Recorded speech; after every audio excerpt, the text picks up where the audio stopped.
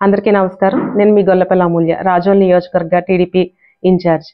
అభివృద్ధి లక్ష్యంగా, సంక్షేమే ధ్యేయంగా మన కూటమి ప్రభుత్వం డబుల్ ఇంజిన్ స్పీడ్తో దూసుకువెళ్ళిపోతున్న విషయం మనందరికీ తెలిసిందే.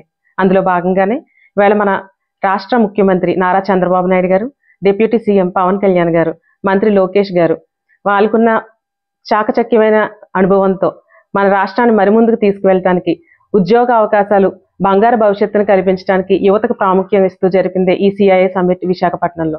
దీని ద్వారా సుమారు 13 లక్షల కోట్ల పెట్టుబడులు, 613 ఒప్పందాలతో సుమారు 16 లక్షల ఉద్యోగ అవకాశాలు మన రాష్ట్రానికి రావటం నిజంగా కూడా హర్షించదగిన విషయమే.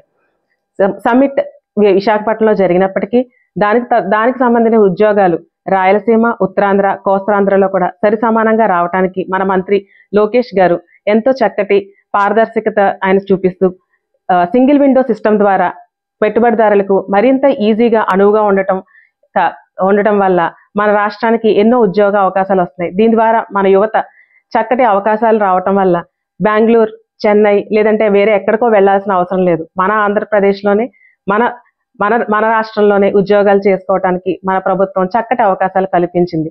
IT industries, AI, food processing, electronics ఇటువంటి వివిధ రకాల రంగాల్లో ఉద్యోగ అవకాశాలు రావటం మనందరికీ కూడా ఇదొక మంచి అవకాశం. ఇటువంటి కూటమి ప్రభుత్వంలో మన అందరం కూడా భాగస్వాములు అవటం ఇదొక మంచి పరిణామంగా భావిస్తున్నాం.